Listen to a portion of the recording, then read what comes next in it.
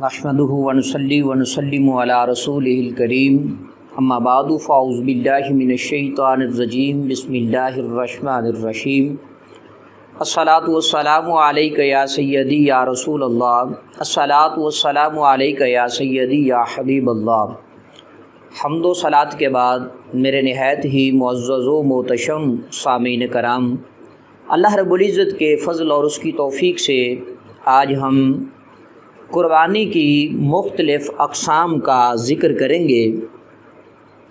قربانی کی علماء کرام نے 3 قسموں کا ذکر فرمایا ہے کہ قربانی جو ہے وہ غنی اور فقیر دونوں کے اوپر واجب ہو۔ پہلی صورت یہ ہے کہ قربانی جو ہے وہ غنی کے اوپر بھی واجب ہو اور فقیر کے اوپر بھی واجب ہو۔ قربانی کی دوسری قسم جو ہے وہ یہ ہے کہ فقیر کے اوپر قربانی واجب ہو اور غنی کے اوپر قربانی واجب نہ ہو۔ تیسری صورت یہ ہے کہ غنی پر قربانی واجب ہو اور فقیر کے اوپر واجب نہ ہو۔ یہ 3 قسمیں ہیں جو علماء دین نے مختلف کتب کے اندر ذکر کی ہیں۔ اب سب سے پہلی صورت جو ہے کہ غنی پر واجب ہو اور فقیر کے اوپر قربانی واجب ہو، اس کی صورت یہ ہے کہ غنی اور فقیر جو ہیں وہ منت مانیں کہ ہمارا یہ کام ہو جائے، اس کے شکرانے کے طور پر اس منت کے پورا ہونے پر ہم اپنی طرف سے قربانی کریں گے۔ تو اب منت کے پورا ہونے پر مالدار کے اوپر بھی قربانی واجب ہے اور فقیر کے اوپر بھی قربانی واجب ہے۔ قربانی کی دوسری قسم یہ ہے کہ فقیر پر قربانی واجب ہو اور غنی پر قربانی واجب نہ ہو۔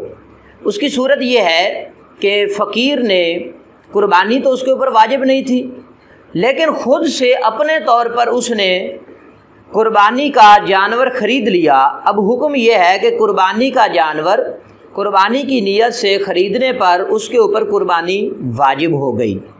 اسی طرح مالدار جو ہے اگر اس نے قربانی کا جانور قربانی کی نیت سے خریدا تو اب اس کے اوپر قربانی واجب نہیں ہے۔ تو قربانی کی تیسری قسم جو ہے مالدار کے اوپر قربانی واجب ہو اور فقیر کے اوپر قربانی واجب نہ ہو۔ مالدار کے لیے یہ حکم ہے کہ وہ اللہ تبارک و تعالیٰ کی رضا حاصل کرنے کے لیے اور اپنی زندگی کے شکرانے کے طور پر اللہ کی راہ میں قربانی کرے، اور وہ قربانی جو ہے حضرت ابراہیم علیہ نبینا علیہ الصلوۃ والسلام کی سنت مبارکہ کو زندہ کرتے ہوئے وہ قربانی کی ادائیگی کرے۔ یہ جو ہے قربانی مالدار کے اوپر ہے، فقیر کے اوپر نہیں ہے۔ یہ 3 قسمیں ہیں علماء کرام نے جو ذکر کی ہیں۔ پہلی قسم یہ ہے کہ دونوں کے اوپر یعنی مالدار اور فقیر دونوں کے اوپر قربانی واجب ہو۔ اس کی صورت یہ ہے کہ وہ منت مانے اور اس کو پورا کرنے کے طور پر انہیں دونوں کے اوپر قربانی جو ہے واجب ہوگی۔ دوسری صورت یہ ہے کہ فقیر پر قربانی واجب ہو اور غنی کے اوپر نہ ہو۔ تیسری صورت یہ ہے کہ غنی پر قربانی واجب ہو اور فقیر کے اوپر واجب نہ ہو۔ اللہ تبارک و تعالی ہمیں قربانی کے احکامات کو سمجھنے کا فہم عطا فرمائے۔ وآخر دعوانا ان الحمد للہ رب العالمین۔